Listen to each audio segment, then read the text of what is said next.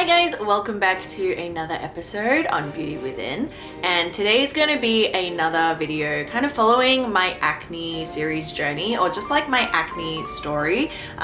We came out with, the previous episode, which I'm so glad that all of you guys could really connect to, my kind of hormonal acne, adult acne, and everything I went through from like teenage years to adult years, and finally being able to like cure it, because I feel like the struggle with acne is just so different for everyone, but there are a lot of things that do overlap. So just a recap of that first video, if you guys are just joining, I had oily, acne prone skin, and then I moved over to New York and my skin got even worse. Like I got adult cystic acne, and I tried everything, like all the skincare and ingredients that you could think of that would help with acne, but it didn't work. And it was the diet and lifestyle kind of little changes that cleared my skin up 180 to the point where, I can finally say that I don't have like cystic hormonal acne anymore, and if I do break out, I know how to deal with it. So it took a really long time. It was like years. Keeping it real as always. Today I just have some powder and some blush and eye makeup on. I'm always going to keep it clear with you guys on this series. I do have this like huge pimple. Thanksgiving food. I indulged a little bit. So for today's video, I thought I would kind of go in a little deeper into my experiences with things like nutrition, food, and supplements, because actually you guys raised this up in our new community, and we created a group just for oily, acne prone skin. And this is where I'm going to be like putting in links that have really helped me, videos, and just like any resource that I come across that I think can really help you guys as well. And if you are super passionate, I think this is a really great place for all of us to be able to share our experiences, things that worked, things that didn't work, because, from the first video, I could really tell that everyone is on this same journey, and I think it's really beneficial to be able to learn from other people and test it out for ourselves. So if you want to join, we have a special deal that Ro and I set up for you guys where you can try the platform, see if this is something that you want to do. Join us for $1 for the first month, and I really want to have you guys on there and chatting and sharing your experiences as well. We have challenges, we have workshops, and we worked really hard to kind of create this for you guys so we can all grow together. So based on what you guys asked on there, I think like supplements and things like supplements for acne, these like vitamins and kind of powders and stuff, like I've tried my fair share of skin healing, acne healing herbal treatments. So I want to kind of talk about my experiences with that, because let me tell you, this whole world of nutrition, food, and supplements was so confusing to me. Let's get into, my experiences.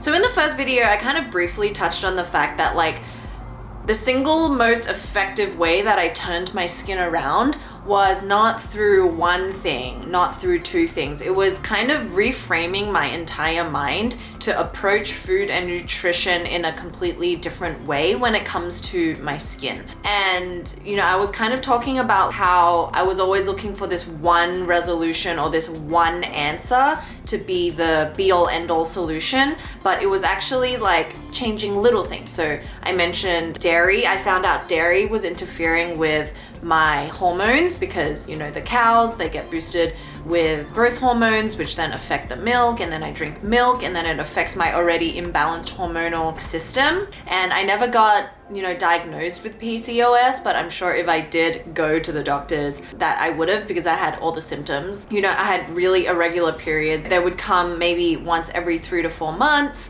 I'd get an onslaught of just like chin and jawline acne, and there would be triggers where if I ate one thing, like it would just come out the next day. So I knew like what was kind of happening, but I just didn't know how to solve it. And I kind of want to share with you guys my approach and my understanding on what healthy eating for your skin actually means to you, because it's so different for everyone. And I've realized that you can't follow anyone's guidelines. There are overarching things that we can all take and I think apply to ourselves, because that's the most important. So let me just kind of share my experiences with all these things in the world of like supplements, powders, capsules, and I've tried 2 different types of these, but I'll tell you the reason why it didn't work and things like this, why I was using it wrong. So the first time I tried it was actually when I first moved to New York. That was when my skin started getting really bad, around 22, and I was like, what is going on? So this was before my period was fixed. It was still very irregular. At that time, like I hadn't made any dietary changes yet. I wasn't really eating a lot of vegetables. I was still having like 3 to 4 cups of coffee a day, and I was like, oh, this stuff says it's skin clearing, you know, vegan capsules, dietary supplement, you don't have to be prescribed it, and all it is a bunch of like vegetables. And I looked into DIM, and DIM and estrogen boosting capsules can help with regulating your hormones and helping with hormonal acne. So I was like, great, I'll try this. And first of all, I already have a really hard time ingesting capsules, so that's already like, that was effort, okay? Do I go one at a time? I don't know. Okay, just let's do one at a time.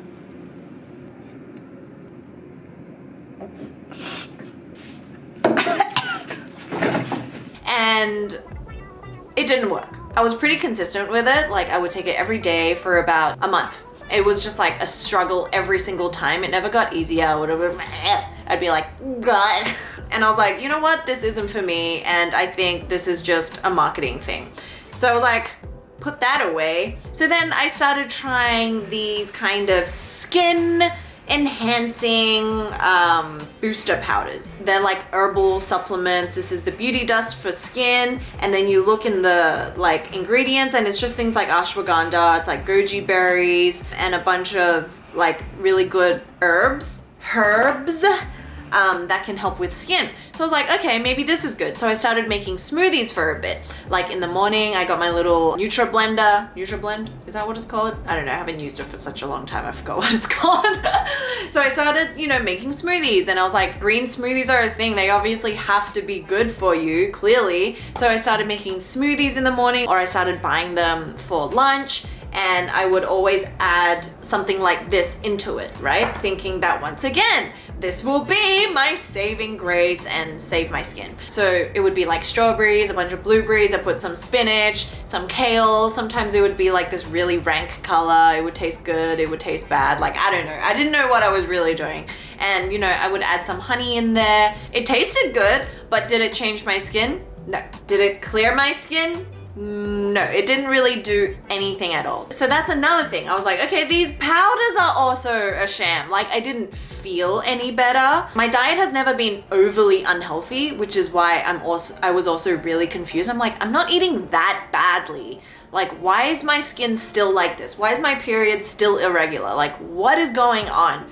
What more can I do? And then I started looking briefly into things like vitamins. And vitamins always kind of like scared me a little, because I kind of knew that you can't just take any vitamin and expect it to work. Like, you know, people say zinc or like omega-3 or 6, vitamin Bs and stuff like that. And you know, if you go on YouTube, a lot of people will say that it completely cleared their skin, but I'm like, that's a little scary. And like, thank God, because the more I looked into it, I was like, this is not a one size fits all thing whatsoever, because we're all at varying levels of vitamin. Like, if you have a deficiency, you're deficient in a specific vitamin that does not translate to another person whatsoever, right? Because we're all eating different things. You know, the enzymes that we have are all different to kind of break down the food. But last thing that I did try was like traditional broths. Growing up in an Asian household, you know, my grandma and my dad and my mom would always be like, you know, you drink soup, it will make your skin really healthy.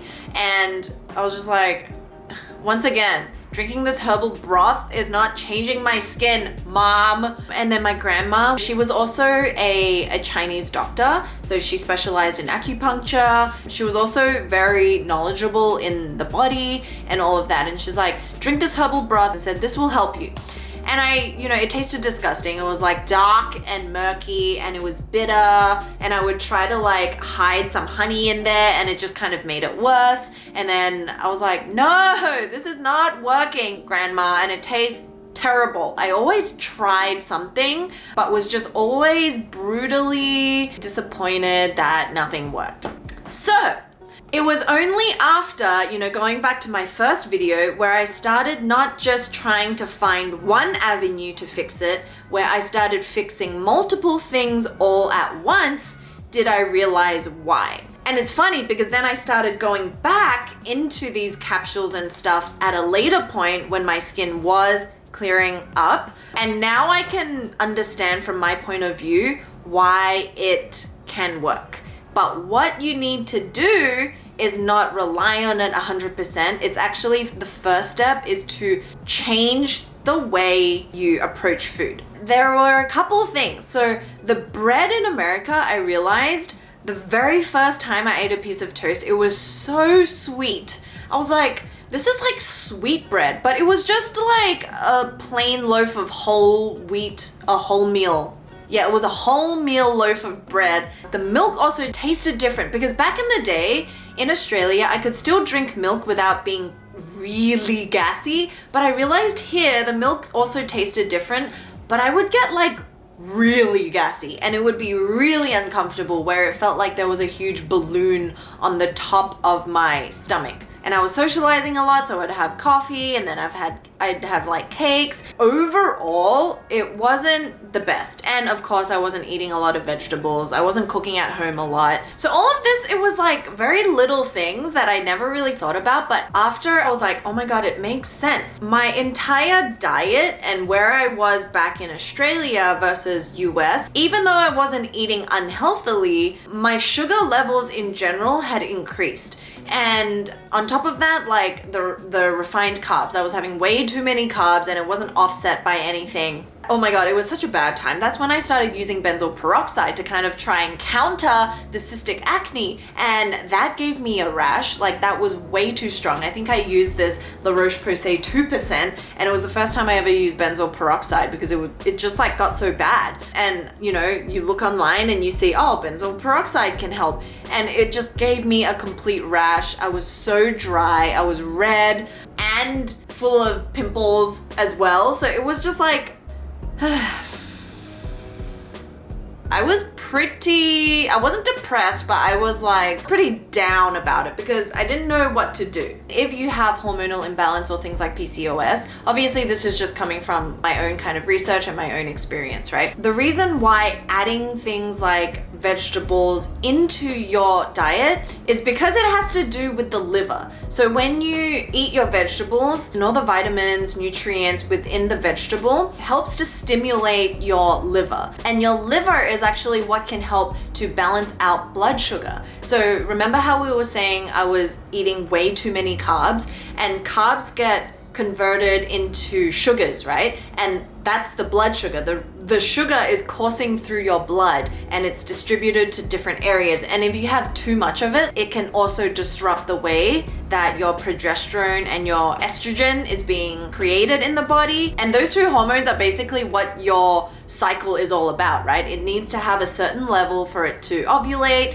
and it to basically have your menstruation cycle. So what eating these vegetables does is to actually help balance out the blood sugar levels. So I realized only through fixing the way I was eating on a daily basis did it change my hormones, which then enables this to actually be able to work. Things like this, I almost envision it like if the gap between where you are and where you need to be in terms of balanced nutrients for your body is this big, then there's no way something like this can even like remotely help. It would just boost it probably like this. And this is not a scientific representation, obviously. This is just how I envision it. So if you add in, natural vegetables, natural fruits into your diet with your meals, it basically reduces the gap of imbalance. Therefore, when you do want to take things like this, it can actually just do the rest. God, gotta love New York.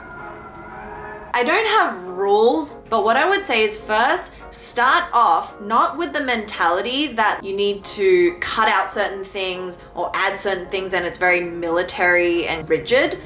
Because the first rule is that you should be enjoying what you're eating. That is the most important part of all of this. Because if you're forcing yourself to drink these smoothies, you're forcing yourself to gulp down tablets, like whatever it is, even if it does work, it's not going to be effective long term because you're just not enjoying yourself. And yes, of course, like I feel like if we have the willpower to do it, then of course we can like get through it. But life is short. You should be able to enjoy what you're actually doing, and food should not be a punishment. If you're trying to figure out your skin, it's already hard enough itself. What I would say is just try to find different recipes that you enjoy and just start small. Find one veggie that you are curious about trying, like cooking, that you can find easily, that you don't mind eating, and find like 2 to 3 different ways that you think you can prepare it. So for me, I love sweet potato. So I started as a snack, I would like roast sweet potatoes and made my own sweet potato chips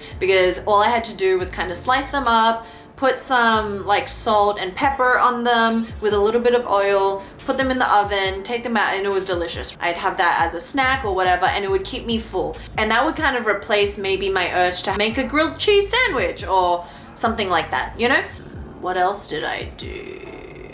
I started making bone broth because it's really good for collagen, and you get some vegetables in there. Like my favorite is the corn, the potato, tomato, and the pork, and it's just so delicious. It's so easy to make. You just throw everything into a saucepan, cover it with water, and there you have it. I really love broccoli, so I started boiling broccoli and then adding a little bit of garlic salt and some mayo, like Kewpie mayo. I love that Japanese mayo, and having that as a side. And like that was actually delicious to me. I don't think this might not spark joy for all of you guys, but the moral of the story is find some kind of like veggie that you want to experiment with and just make it a few different ways and see if you like it. I realized that I had so much fun just kind of like playing around with flavors, and then that was when I also started incorporating just fruits, cruciferous vegetables, like injected a bunch of fiber into my system, which I had none of previously. So with drinks, obviously, like I cut down the amount of coffees because I found out that some people don't have a specific enzyme that can break down caffeine as effectively and efficiently as other people. And if you don't have that, then your body is basically in overdrive and it affects your hormones. And I would just have a big jug of water next to me at all times in a water bottle that I really enjoyed. And during this time, I found a really interesting article that I'll leave below, but it's basically like how your brain functions. So our brain processes the way that we enjoy things like sugar, processed foods, all the things that are like delicious in life. We process that as joy and happiness really quickly, right? But it actually takes the brain a little bit longer to process how enjoyable healthy foods are, because it doesn't give that same spike of dopamine of like, wow, this is delicious, and you instantly salivate. It's more of like a subtle, gradual thing that you learn, and it takes longer for the brain to process that. And if you're unaware of this is so interesting, because if you're given the option of something that's kind of loaded with secret sugars and all that, and it in the back of your head is probably not that great as a snack, versus something that might take a little longer to prepare, it's a little more bland, but you're like, yeah, nah. Your brain will automatically want you to pick this one because it just takes so much less time to be like, this is great. And another really interesting thing I realized was I always had oily skin, right? But actually I'm getting less oily and less acne, obviously. And then when I started looking into it, once again, it actually tied back to food and the blood sugar and things like insulin. And I found out that having an excess of insulin in your blood can lead to an overproduction of oil, and it can trigger more oil to be produced from your oil glands. So I'm just like, oh my God, guys, if there's one thing that I can say about, like, I don't know where you guys are on the spectrum of how much, refined sugars you're having, or how much carbs you're having and what that's doing to your skin, but I highly suggest taking one step at a time, because if you try to pivot too much too quickly, I just found that I would always feel guilty, like, oh my God, I'm not doing this right. If you end up eating something that you don't think you should have, you're like, oh my God, why can't I do this? And on top of that, nothing on the surface is changing on your skin. So it's like, why am I even doing this? And it's like, it's so heavy. But actually, like, little things like this just really help you on your journey without too much effort. So the principle here is like less rules and more life. Just be curious, like expand the ways that you're currently approaching certain things. So I would also say, don't cut out what you love, but just do it in moderation. If you know it's processed and it's probably bad for you, if you have it 5 times a week, have it 1 time a week. Make the time that you can actually have it something to enjoy, because it's like, oh, I'm really treating myself. I deserve it. Because, you know, with great food comes great responsibility. Especially if you have hormonal imbalance. I will be doing a kind of like weekly what I eat, because I think it'd be interesting to show you guys what balanced means to me, because I'm by no means healthy, like a healthy person you would see on YouTube. And I'm not strict, but I have cleared my skin. And I feel like that's why I just really want to show you guys that making what seems like big changes really is not a big deal. I think a lot of it is mental. Our mental hurdles. So I don't even know if this at all was helpful. I just really wanted to share with you guys because you asked me about these kind of capsules and supplements and stuff, and how it really just didn't work for me before I changed my actual diet and understood what that meant for my skin. Please check out the first video where I give you some suggestions about how to even start it. Just start 1 week at a time. Be real with yourself. You can write it down, what you're currently doing, maybe what you want to try changing, whether that's dairy, sugars. Maybe you know you have too much sugar, maybe you know you have too much carbs, maybe you know you're not having enough veggies. Wherever you are on your journey, things aren't working. That is completely okay, because every day is just another opportunity to kind of test a new thing, you know, find out new information, try again, and to kind of not beat yourself down about it, but make it uplifting. I think it would be really interesting to hear all your stories in the comments, but also on our community. And I'll leave the ways that you can join the community there. And I'm really excited to kind of share this with you guys. It is really hard for me because there's a lot of things that I probably still haven't come to terms with. And I'm also still constantly researching new things, understanding new things. So hopefully I can just keep sharing that with you guys. And a lot of the insights will be on our community platform, because I feel like that is the safe space where we can all kind of share our stories, experiences, and things like that. So yeah. If you guys have any questions or anything, please leave them below. Thank you so much for watching, and I'll see you in the next episode. Bye. Subscribe.